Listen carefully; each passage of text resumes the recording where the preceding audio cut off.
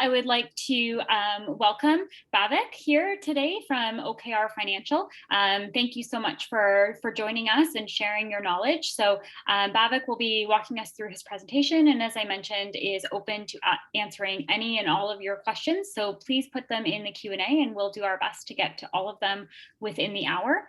So I will stop sharing my screen. Thank you, Bhavik, and welcome, and I'll let you start sharing yours. Thank you, and good afternoon, everyone out there. So, pleasure to be here with Communitech. We're new sponsors and want to share your knowledge on various different ways you can utilize government funding and tax credits to grow your business. So, I'm just going to share my screen here, and there we go. Hopefully, everyone can see that. That looks good. So, today is, so we're going to try and focus on tax credits as a non-dilutive source of capital, but I'll also touch on government programs as well as they sort of tie into each other. And as mentioned, feel free to ask questions as the presentation is going on. You don't have to wait till the end to get your questions out there.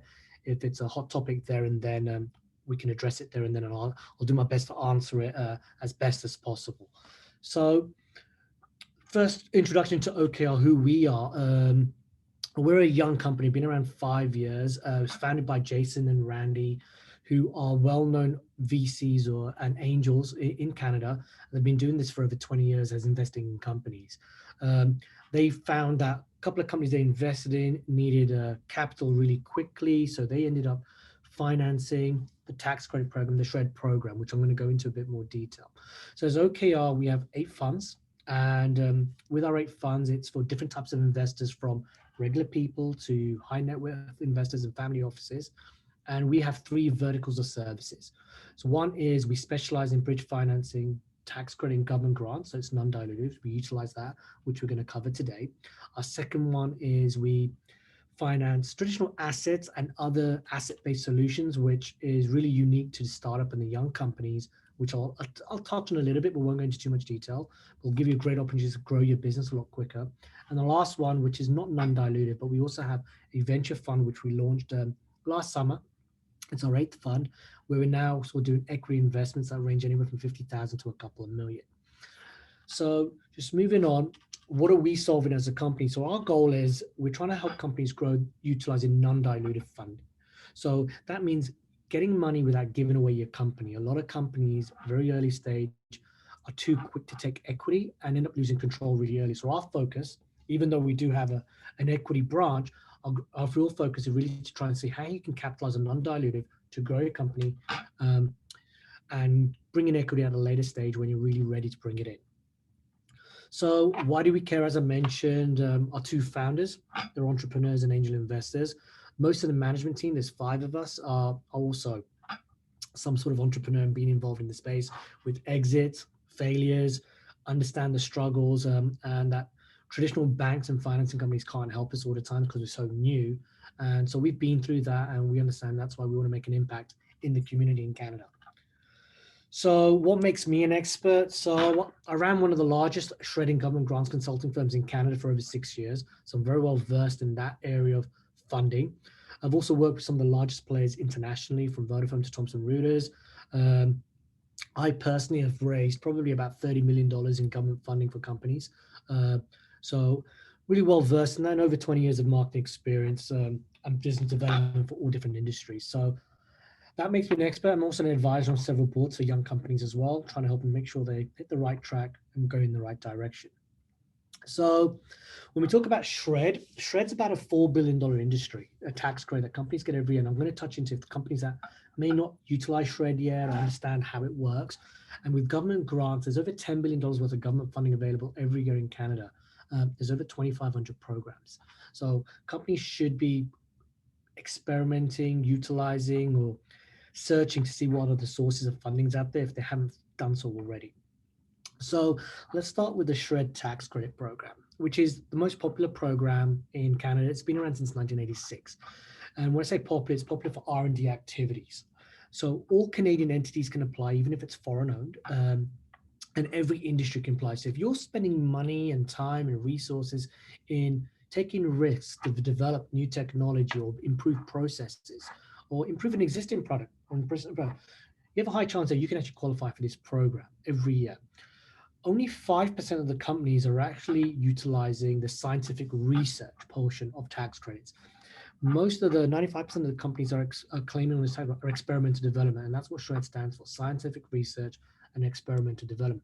So you don't have to be in the science world, in the lab coat, thinking that's the only way I'm going to claim. If you're in manufacturing, agriculture, doesn't matter. If you're spending some money doing risk, it's a program you should be utilizing. So as I mentioned, every type of industry can apply. I've seen it from transportation companies to farmers, to someone in a lab figuring out things to do with diabetes claim this tax credit program. So what is a SHRED project versus a company R&D project? So this is really important before you start looking into the SHRED program. So I mentioned it could be a new product, a new process, an improvement of an existing product, or improvement of an existing process. So the number one thing you gotta do is do some due diligence before you think, do I have a SHRED project? And that's to find out, does the solution exist in the internet? Is it in a handbook? Or have you spoken to a supplier saying, yep, there's a workaround to make this work? If there isn't anything, that's a good basis to start. Okay, maybe we've got an R&D project that has some SHRED merit. So you focus on that. So then going into the SHRED project, you got to think of, okay, you're going to formulate a hypothesis, you're going to plan on how you're going to apply that, you develop it, and you get the result. I typically say if it goes just as planned from A to B, you've had a plan and it works just that, that's no SHRED. Where it really comes in, and what the CRA are looking for in the Canadian government is you've got some failures, you've advanced knowledge that something doesn't work, and you've got some real thought behind the process and a method that we've got to do this and this works, and with advanced knowledge. So you really got to have that, say, typically 3 kicks at a can, and even if it fails, completely fails, and you spent all this money and time, you can claim. If it goes, everything goes just as planned and successful, low likely that's going to be SHRED. So you have to have some ups and downs for it to work on the SHRED projects. So eligible activities, I mean, you really got to have obstacles. You've really got to come across something that says, okay, this doesn't work, and there's uncertainty. The real key word is uncertainty to be eligible for SHRED as a tax credit.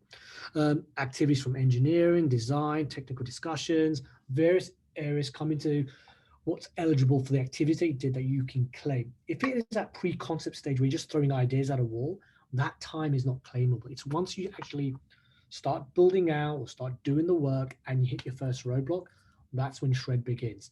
So it's really important that you understand that, okay, it's not about coming up with the ideas. That's not what you can claim. It's actually when you start actually doing physical work and putting things together is when you can start claiming.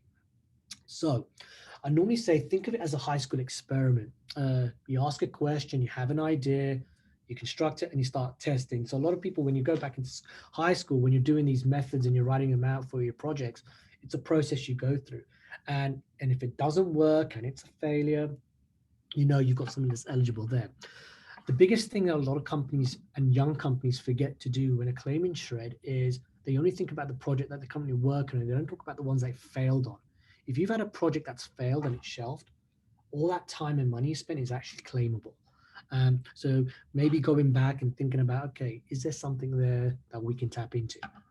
So when you're doing a SHRED, typically most companies will work with a consulting firm to go and do this correctly. And the reason they work with a consulting firm is these are the 5 questions that could be answered, but it's got to be answered in a particular way. You've got to use keywords. If anything sounds like routine R&D and not really experimental, and there was no complication, it's most likely the claim's going to get declined or cut down based on how it's written. So these are the 5 questions typically the CRA is looking to be answered. The consulting firms work with firms and companies to do this, and they go through this process of doing this. So what can be claimed into SHRED? So, and I'm going to go through a couple of areas here where as a startup and a young company, you might think, well, I'm not paying myself. How do I qualify? So I'm going to show you an area where you can, and you can utilize the program. So typically in most SHRED programs, or most of it will be salaries and subcontractors and materials. So salaries is the biggest portion you're going to get back. So if a company that's making less than $800,000 in revenue, profit in your fiscal year end, you're going to get about 65% of your salary cost back. On the subcontractor side, there have to be Canadian subcontractors, you'd get around 32% back. And if you were building a widget and prototypes and materials that were being used and they're not being resold, you would get 42% of those costs back.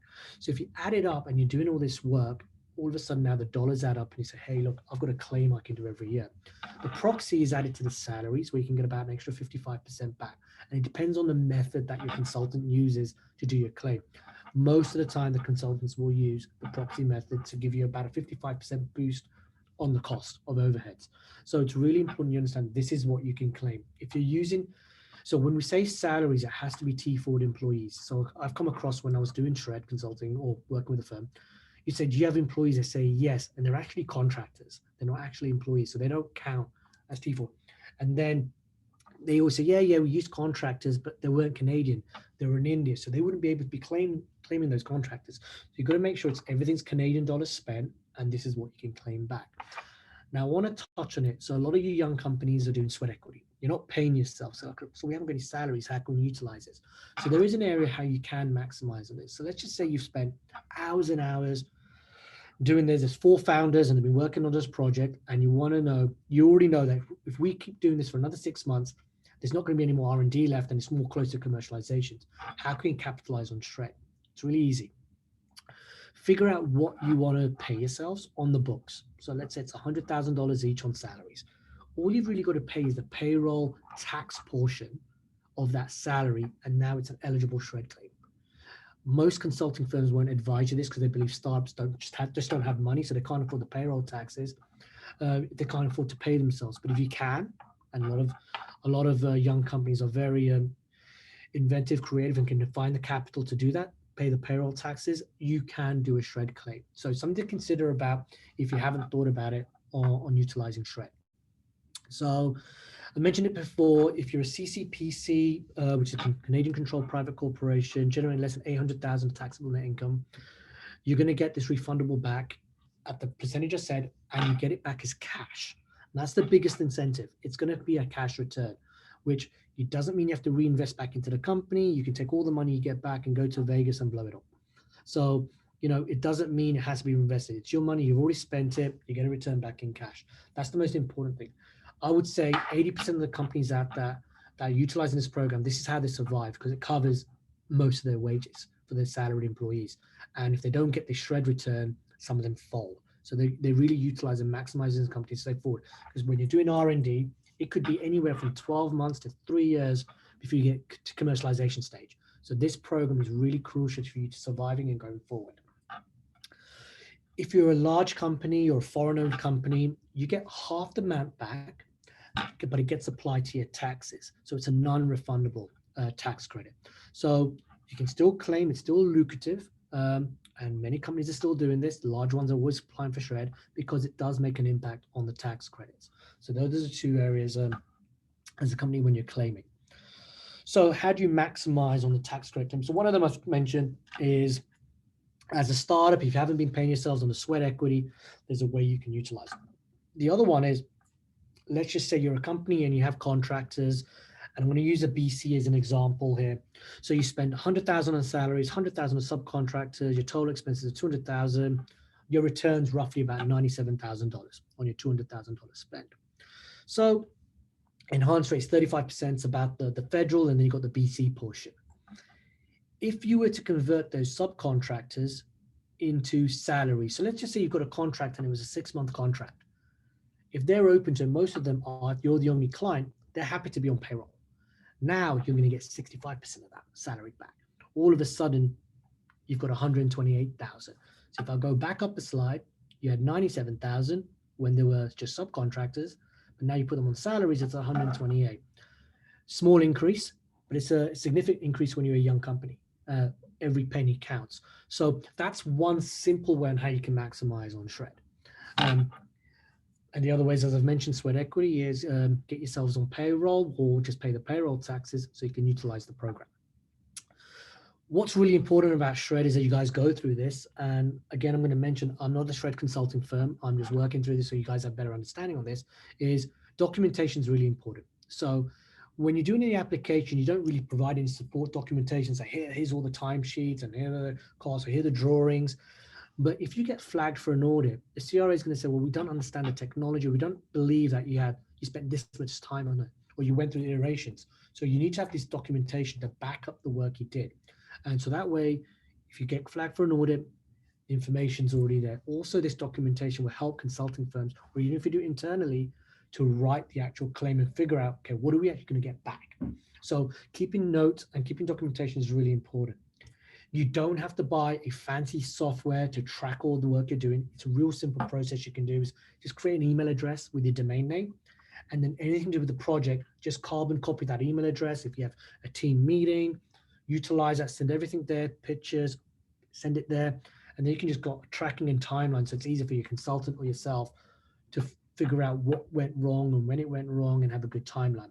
So you don't have to have any fancy software to do that. So it's really important that you do keep documentation as this. The other thing I would advise as a shred claim, if you're doing your first time claimant, be aggressive on your first year claim. The reason I would say that is the CRA has a thing called an FTCAS, which is a first time claimant audit review. And if you get flagged for that, you have a 99% chance that they're going to give you 100% of everything you claimed, even if there was a little slight gray area or you had missing documentation or the timesheets went up to scratch. They use that as an opportunity to come and educate you about the program and how to better it when you do your claim for the next year. So if you've never claimed shred, be aggressive and on your first year claim, because you have a high chance of actually everything getting approved and getting the funding for that. And then the process. So if you were working with a consultant or you were doing internally, this is a real simple process on how shred works. So you identify the projects, and you've got to think of the project as not the overall project, but the actual theme of, okay, what went wrong? What was the obstacle? What was the objection? That would be your actual shred project. So that way you have a theme, because you might have 5 projects on the go. And let's say we talk about IT, all 5 projects have a similar issue. It could be scalability. It could be latency issues, but there were 5 different projects. You would bundle them all up into one project. Some companies in the manufacturing world have 30 projects on the go, but they all have some different common themes. So all those common themes would be an individual shred project on its own. Technical interviews. So typically when a company comes in as a consultant firm, comes in as a technical interview, they take about 20 to 40 minutes to talk with the key engineers or the key developers or the key person in charge of the project, just to understand the nitty gritty of the obstacles or the issues that have happened. So it's more refined details. And then the financial data, you get off your controller or your accountant.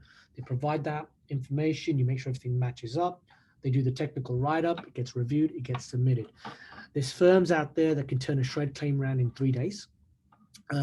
Average should be about 2 weeks, but sometimes it takes 6 weeks, 7 weeks, because it takes long to get the technical interviews done, things like that.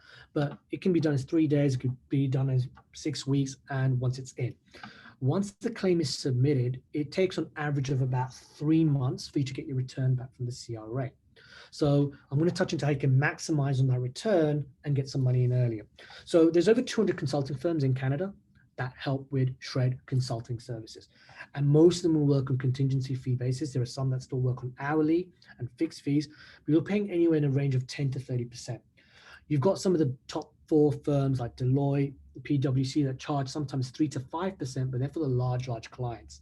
And sometimes they even do it for free because they've got other services with them. But typically you're looking between the 10 to 30% range on success fees on claims. So how can you maximize utilizing the tax credit? So one way is doing shred financing, is something that we do at OKR. So a bit of a shameless plug.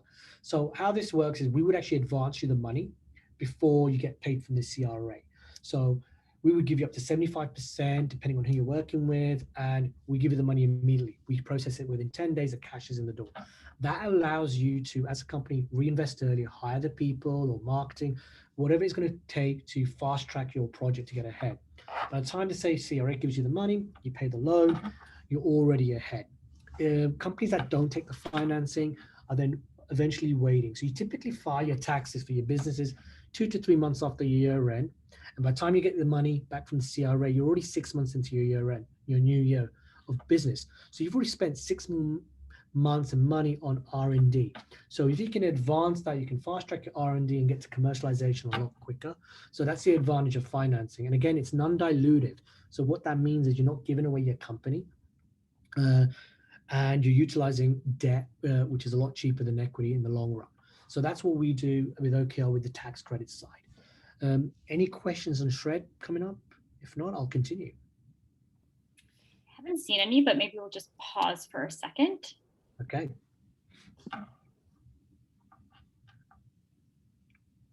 Looks like we do have one second. Somebody's telling me.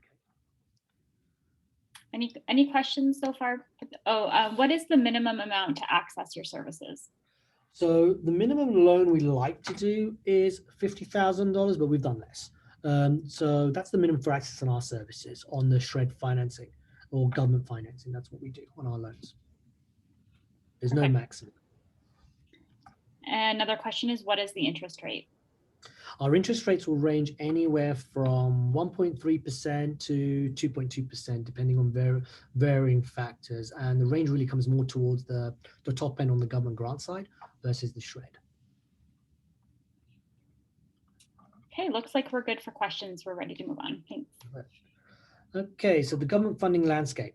So I'm going to touch on this area because it sort of ties into tax credits as well. So in the government funding landscape, I mean, these are 5 questions typically you should ask yourselves. Are you having a regional impact? Are you improving your competitive advantage? Are you exporting? Are you hiring? Are you training? Are you being innovative? Are you creating a carbon footprint? There's various different areas. And if you're doing some of those, there's probably funding out there for you. I mentioned earlier, there's over 2,500 federal and provincial programs out there. And most companies don't even tap into 3 of those. And you should really experiment to sort of find out where there's money. 90% of the programs do have sort of a dollar-to-dollar match to qualify. And there's a way of unlocking that for startups working with OKR. And we found a way we can help companies do it. So now you can go after everything. Before, a lot of companies would all of a sudden have great technology and IRAP say, yeah, this is great. We'll give you $150,000. And you're like, but we don't have the matching funds. And they pull out. So we're able to help you unlock that going forward. And I'll touch on that a bit later. 95% of the programs that are available currently right now on the grants are then non-refundable grants. So it's not like it's a loan from the government and you're paying it back. As long as you're utilizing it for exactly what you asked for, you're not paying it back. And the programs can range from a month to 3 years, depending on what it is. Where can you find these programs? So you've got government websites. They're not the greatest at updating the information, but the information is there. Consulting firms are out there that specialize in this. You have mentors and people at the actual incubators itself. So you've got a few at Communitech who actually specialize in government funding. But these are the sources they can go to who understand the programs a lot better and sometimes also have relationships with program managers and also fast track a few things for you as well. And then you have funding portals. So there are a few funding portals that are coming out there right now, which have monthly subscriptions that are out there that you can access. Sometimes they don't really tailor it to exactly what you're doing, but they give you a generic idea of what's sort of out there. And then you have many events that happen. A lot of these program managers now show up at all the tech events and the virtual events that are happening, whether it's from Cannes Export or NRC, they're out there and you can talk to them. So there is a variety of ways of sort of tapping into these programs. Now, the best way to prepare for government programs, and this is what I advise a lot of companies, is think about where you're going to be spending money for the next 3 to 18 months to grow your business. If you had 500,000, what would you do with it to grow your business? And then it's like a mini business plan on a high level. And once you understand that, you'll be able to understand, okay, where the real money is. The money is typically in 5 areas, which is in R&D, hiring and training, commercialization, capital expenditure, and green initiative. That's where there are more programs on that, but that's where the core piece of the money is. And you've got to review the business plan. You can't have a blueprint. You've got to review because plans change, visions change. There's always new programs coming out. Program mandates change, criteria change. So it's good sometimes to engage with a consultant or an employee. That's all they're doing is keeping on top of the government grants and the programs to be successful. So having a business plan or a high-level business plan on spend is really important to make sure that you can tap into the right programs at the right time and be successful. So I mentioned the 5 areas and the dollar-to-dollar match. Programs will take anywhere from 3 to 16 weeks for approval. So if you turn around and say, I want to hire someone next week, the chances of getting funding for that is very low. That's going to be approved in a week. 3 weeks to 16 weeks is typically approved. So it's all about pre-planning with government grants. So you've always got to think of ahead of time. Some programs only have a 1-month window. So if you have an application ready and prepared to go, as soon as the window opens, you're in there because it's first come, first serve with many of the programs as well. The biggest difference between the tax credits and the government grants is tax credits are an entitlement. If you spent the money, It's your right to get the money back on the R&D activities because you tick all the boxes. Government grants I'll describe more like the mafia or the mob. If they don't like you and you're not really being, explaining how your project's going to work and make sense, you're not going to get funded, right? So it's all about relationship building, making sure you're actively out there. If they say no once, don't turn around, go back to them again in a couple of months because you've got to have the right answers, being prepared and making sure you engage with the right teams to get funded. As I mentioned, there's over $10 billion available every year and it's got to go somewhere. So you just got to make sure you're there in the forefront. The biggest thing that advice I can probably give you is when you're talking to program managers, don't just talk about the R&D, don't just talk about the commercialization component. Talk about yourselves as a Canadian company growing to do Canadian sales and you're going to hire Canadian. And it really has to be the full-blown story that you're going to be this real good Canadian company because they want to see a lot of people being hired, not flooding the country and working in different countries. Keep them in Canada. So it's about talent and growing that. And it all comes down to money at the end of the day. The government's an investor in your company. So that what they want to see for their return is sales tax dollars, payroll tax dollars, and it all goes back in the system. So if you can paint that story with every program you go for, you have a higher chance of actually getting funding from these programs. And it'll add up. You can get anywhere from $5,000 to a couple of $1 million, depending on what you're doing. And it can fuel your business. So I'm going to fly through these slides because I mean, most of this is you've probably heard of it, but R&D grants, there's several out there depending on what you're doing. And it's all about experiment, very similar to SR&ED in some sense. But the difference between the R&D grants and the SR&ED is SR&ED's all about innovation failure, and it doesn't really matter if you're successful or not to actually get the money back. R&D grants are more focused on you're doing something innovative, but it has a goal for commercialization at the end of the day. And you can use R&D grants to cover routine R&D costs. So it doesn't always have to be on the innovative side to cover costs with R&D programs. When you use a consulting firm or you do it internally, the biggest advice I will give you is when you apply for an R&D grant, change your project name that you have on your SR&ED application. That way you can actually maximize on both programs or several programs by claiming everything that's innovative in R&D on the SR&ED and anything else on the R&D grant. And you'll figure that out. But as soon as you have the same project name, you will cut into each other. So you end up getting less on your SR&ED return because it's covered most of the costs that you're trying to claim. So you've got to be very smart in the way you do applications. And this is where consulting firms are good at doing this, and they can help with the reporting and making sure you maximize on the funding that's available. Human resource and training grants. This is huge. There's a variety of different training grants from MyTax to YEP, student job programs. It all comes down to what your needs are and what you want to utilize. But there is a variety out there. And especially on the training as well. If you are a growing company and you want to sort of encourage to retain staff, there's money available, whether it's internal training in Ontario you can get to third-party training. You can, on the third-party training, it's a federal program managed provincially, you can get up to $10,000 per employee with different caps depending on what province you're in to cover third-party training costs. So you can enhance your skills of your staff and your people and utilize it as part of a hiring process to attract more talent. So there is money out there for that. If you're in Alberta, for example, there's a program for hiring a technical salesperson. You can get to about $105,000 towards their salary. That's just to mention one in Alberta. There's a variety of programs. So again, there's something you've got to utilize and get on top of that. Any questions on the first two areas of the grants at all? Yeah, we do have one question that's come in about the training grant that's available. Is that only available for employees, or could founders of the company take advantage of that as well? As long as you're on payroll, you can utilize that program as well. So if you're not paying yourself, if you're not even if you're paying yourself $1, as long as you've got a T4, you can utilize these programs. The biggest criteria on the hiring grants, which is sort of broadband, apart from that one program in Alberta, is they've got to be 30 or under. Canadian citizens or permanent residents or refugee status. You can't utilize them for foreign visas or work visas for hiring. On the training grant, yeah, if you're an owner and you're paying yourself, you can utilize these programs as well. Many have done that as well. So, as I said, provincially there are different rules. In Ontario, there's also an internal training program. We can get up to $7,000. So if you were training your staff to do their jobs internally, there's also money available for that. And consulting firms and websites that can showcase you this. They're not the easiest ones to find sometimes, but they are out there. And the training grants actually have a quicker turnaround period than a lot of the other grants as well. You can actually get a yes and an approval within 3 weeks on most of the training programs, so which is pretty good. Awesome. So business growth grant programs, there's a variety of marketing programs out there.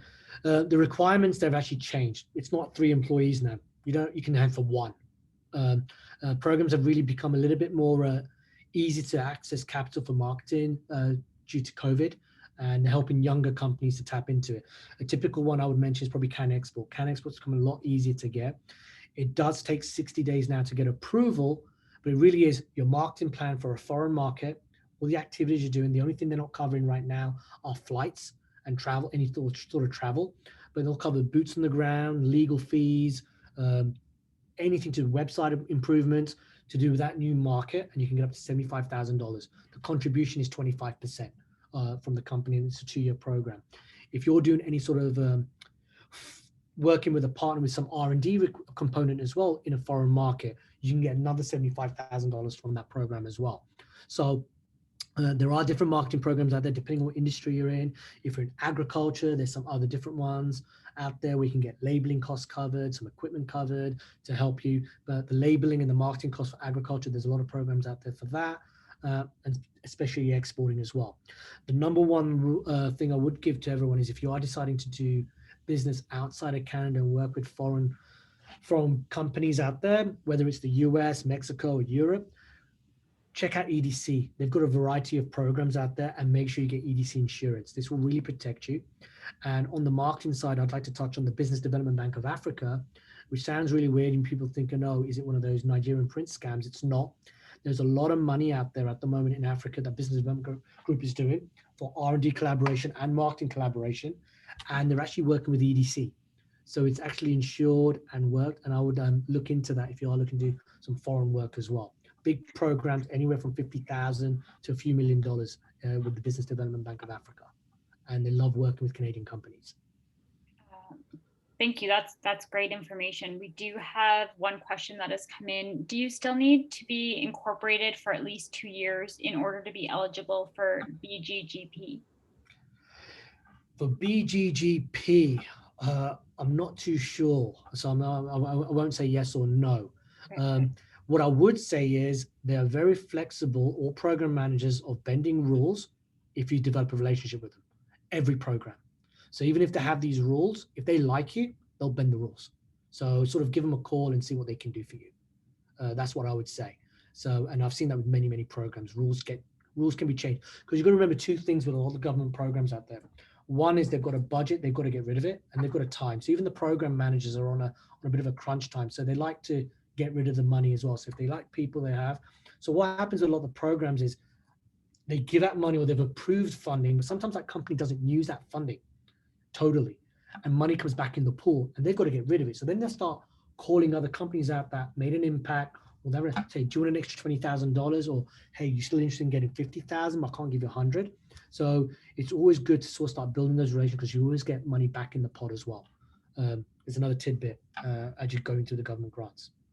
So capital expenditure, it does vary depending on what province you're in, what industry you're in, but there is a variety of programs out there.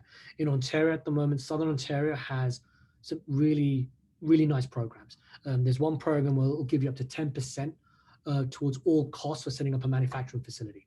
And the minimum requirement is to hire 8 people.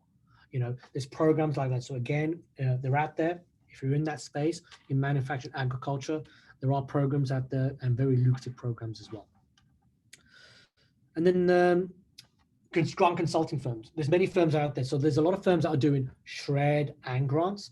Deloitte have started doing grants now as well. They started about a year ago. They have about 10 people nationally that are doing grants. Aiming's been doing it for about 8 years now. They've probably got the largest team for doing government funding on the grant side. Northbridge are doing it, Stratos are doing it. So with a lot of firms coming in and now doing government grants. They found it's a benefit, especially if they're doing SR&ED, they understand the technology. Hey, why don't we consult on government grants, help them do applications and do reporting. Most of these firms, again, will work on contingency fees. However, there are a few select programs that doesn't allow that. That doesn't mean they can't work, they can, but they just need a fixed fee attached to the work. A typical one would be something like SDTC. SDTC, they'll charge you a fixed fee because the first phase, if you get approved, is normally almost about 250 pages of writing. And it's still not a guarantee even if we get through the first phase. So consulting firms say, look, we need to get paid. And SDTC is saying it's a bit unfair to consulting firms, so you've got to pay someone to do the work. And that's how it works. And then, as I said, there's a few programs that work there. So how does OKR help with that? So I mentioned before, right earlier, 90% of the programs need some sort of a government, you need sort of some funding matching funds. So what we do at OKR is we can provide you an LOI to get you approved. We say we'll provide you the matching funds. So really what you want to do is get qualified on the technical or the rights that say, yeah, we're a good fit for this program and we have the money. So you don't have to worry about the money. Once you get the LOI and you get approved, what happens with these programs is you don't get the money up front. You'll get it either monthly increments or as you hit certain milestones. So what we do is we allow companies to utilize that program as a security and we will finance it. So now we will give you the money to go spend so you can utilize the program. Also with the programs, as you do your reporting, it takes anywhere from 25 to 90 days to get the reimbursement, depending on the program manager, how many people they have. Sometimes they're overloaded. There's a delay in always receiving the money. So to make sure you've always got cash, we would take that grant program and give you the cash flow to go utilize it. So that's what OKR does. So again, with the SHRED tax credits or film tax credits, digital media tax credits, and all the different government grants, you can stack them to get a facility to get cash flow through the door to keep experimenting. And this way you're not giving away equity, you're not giving away IP control, you're not guaranteeing your house or your parents' place. It literally is the program that we take as security to give you cash flow. So this is helping a lot of startup and young companies say, okay, now we have an asset we can actually use. It's not your laptops or your phones, it's the program itself. So that's how we help, is get you approved with the funding with the LOI, and then we can actually finance it if you need the money to utilize the program. A very important fact about the programs you guys got to be very careful about when you are getting lucrative ones is the reporting. If you fail to report 1 month, they'll cut the funding there and then. IRAP is notorious for doing that, and there's no excuses. So it's really important that either internally you stay on the reporting. Most of these consulting firms actually include that in their contingency fees, is to do the reporting for you. So just remember that. And when you are negotiating, that is covered, that they will do the reporting for you if you do go with a consulting firm. If you do internally yourself, make sure you have a system in place to make sure your reporting is on time. Because you don't want to be saying, hey, we've been approved for 200,000 and at 30,000 you get cut off. So I would take consideration into that. Any questions before I move on to the next section? I don't have any ready, but we'll give people just a minute in case they're typing.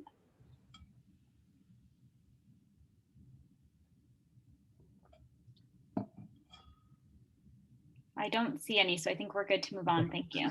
This next session, I'm just really going to touch on it very lightly. And I just think it's very important for young companies to know there's a service out there that can actually help them, which is our asset-based financing.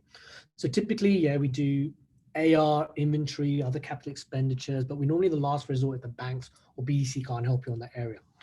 Where we're finding we're helping out very young companies is on the PO and contract financing.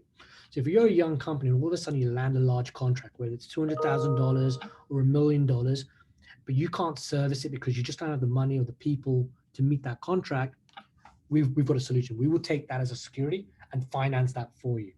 Most banks and BDC want to see revenue or some sort of real strong collateral before they'll give you any money. They'll say, well, come back to us when you're ready. So they're not really designed, because if you don't fit into their box, they can't help you.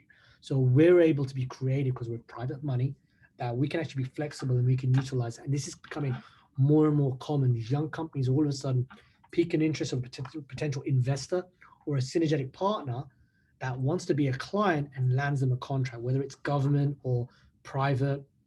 We're able to do that. And again, it's cash flow through the door and helps you sort of fast track and actually meet that contract. And our goal is not to be there for a long time, is to help you get to enough revenue, enough stages that you can now go back to the bank and get cheaper money to bankroll what you need to do, or the BDCs. So this is really important. I wanted to mention that because with the non-dilutes on the tax and the grants, sometimes if you fast track to commercialization, you land a contract so quick, but then you're like panicking, okay, we can't really meet this contract, even though they loved our prototype or the beta product that we had out there. So this is something I wanted to throw out there as a light basing. There is an option out there that we can help you beyond the banks and BDC out there.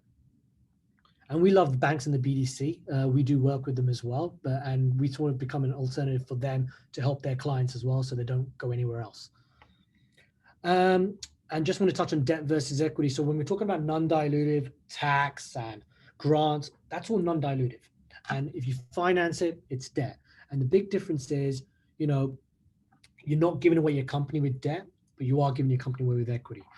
So if you're at pre-revenue stage as an early company and your valuation is $1 million, you're typically giving away anywhere between 40 and 60% of your company to raise equity. If you're at MVP stage or proof of concept stage, you're typically giving away anywhere between 20 and 40% of your company. So if we're going from 1 to 2 and all you needed was a couple $100,000, grants, shred, non-dilutive, that's your option. You want to go down that route. Keep control as long as you can. Again, from 2 to 3, sometimes isn't that much big of a spend. It could be like 400,000. Why give away 20 to 40% of your company for 400,000? Then look at the non-dilutive. When you get to your product launch and commercialization, your valuation's a lot higher. You'll typically give away anywhere from 5 to 20%. And that makes a bit more sense. So the advice here is non-dilutive as long as you can. There are options, but and just research. Don't just go product, develop. Take a breather, hire a specialist or hire someone to advise you on how to get non-dilutive, and it will benefit you in the long run. A lot of young companies are just trying to get money through the door as quick as it can, and they give away too much, and it hurts to see that happen. So the advice is non-dilutive all the way. So quick example here, if you have 300,000 worth of debt versus equity, you can see the difference of cost of capital versus 6% versus 10%. It's just a simple chart. It's not complicated. It's not rocket science. It's there. And you'll also find if you do have some early investors, they would rather you get debt as well, so you don't dilute their investment as well. So it always is to move towards debt as much as you can, utilize the tax credit programs and the grants that are out there. So our team, mentioned Jason and Randy, our 2 founders, well known. Doug is our corporate finance director. He's the one that, him and his team are the ones that process applications and get money out there. I'm the VP of Business Development and Marketing. I raise the money and I deploy the money with my team. Bill's our CFO. Wes Mills is our investment partner. Wes is an integral part of our team. He has over 40 years of experience, almost, I say, in the investment world with one of the largest banks and responsible for almost $45 billion in assets under management for one of the largest banks. He knows that world inside out. The biggest thing I can say about what we do as OKR on the non-dilutive financing side, another shameless plug, is we can process and finance you in 10 business days. So the turnaround is very, very quick. So most companies that we speak to, the startups and the young companies, needed money yesterday, and we understand that pain. So speed is the key to our success as we've been growing over the last 3-4 years. So we hope this was useful information that I provided today. A couple of shameless plugs for OKR, but more of an education on Shred grants and what's out there. The contact for Communitech going forward for the office hours is going to be Jerome Joseph. He is on the call today. I just chose to present today on behalf of him. But yeah, if you have any questions, fire away. I'm available, or Jerome's available after hours. Great. Thank you so much. This has been super informative. I've been receiving a lot of chat messages thanking you for such a great talk. So last call, if you have any questions about government grants or non-dilutive funding that you'd like to ask, please put them in the chat. Oh, we do have one here. Is there a cost for the office hours with Jerome? I don't believe so. I think you could answer that one actually, because it's so yes. So part of OKR is part of Communitech's Pro Squad, and so if you go to our Pro Squad page on our website, you'll also see all of our Pro Squad members there. But they do offer office hours as part of being a Communitech Pro Squad member.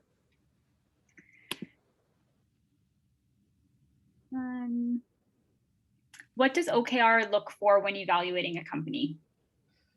We talk about for our equity investment opportunity. We don't have any particular criteria. We're not industry agnostic. It really is opportunity and do we like it. So our process for equity is pretty quick. It's 25 days for due diligence and getting an answer. And the reason we do that is I've been on the other side of it, and I work with a lot of companies, and you get a lot of looky-loo saying, yeah, I really love what you're doing, ask you the same question 100 times for 9 months and don't even write you a check. So our goal is to give you a yes or no really quickly. And what it comes down to is I'm normally the first person that sees most decks. And then I say, yeah, there's an interest here. We all got different backgrounds. It sort of fits into someone will be interested in this. Then DJ or Doug and Wes sort of do a bit more digging around in due diligence internally and maybe externally, ask a few questions. And then we just vote. We literally just vote between 5 of us, the management team. Do we like it? Do we not? And it'll be anywhere from 50,000 to a couple million. So it really comes down to how strong is your deck. I would typically advise for it to land on mine. I have 3 criteria. Make sure you've done your market validation correctly, understand your competitors and your pricing point, and your deployment to market. How are you really going to get there? Don't just say social media. If you haven't really thought those through, you never really get to the next stage with me. And a real thought on your team and your board. Make sure you highlight the skill set of your team and your board of advisors. Sometimes a board of advisor, one name could attract many investors to come on board because they believe. So, those are key points. And have an exit plan. What am I actually getting for my money? A lot of people miss that out on their pitch decks and they miss out key information. And there is an opportunity. I think we might be doing one of those with Communitech where I'm going to do a pitch deck workshop. We have that on the cards, I think, somewhere down the line. So, but yeah, if you want to send me a deck, just make sure it has those key components and I will definitely review it. I do review almost about 30 decks a week. So I do look through all of them, even the bad ones. We have a couple other questions here. So going back to some of the grants that are or funding that's available, what is the best source of funding / subsidy for hiring tech and marketing people? For marketing, there isn't one there. But if you're talking about tech, you've got MyTax, depending on the type of technical person and what level they're at. YEP. With the YEP, I can talk about really quickly. It's really easy, that one. You can get between $15,000 and $20,000 for an R&D associate or a technical hire. So, and you can get a max, as a small company, you can get a maximum of 2 interns in a year. On the marketing side, it does vary. Like you can get an overall marketing grant and you can use some of that cost towards the hire or the associate, but there isn't a real marketing grant for marketing personnel at the moment. On the tech side, there's several programs and options out there. Great. And the last question here is more asking about the investment that you do directly. So on the VC side, do you invest in seed stage, and if yes, what industry? Every stage, every industry. So an example, we've done a company that's in vitamins, and we've also invested in SpaceX. So big, broad range. And yeah, vitamins was in seed stage. SpaceX is obviously a bit more established. Perfect. Any last questions before we wrap up today? Last call for questions in the chat.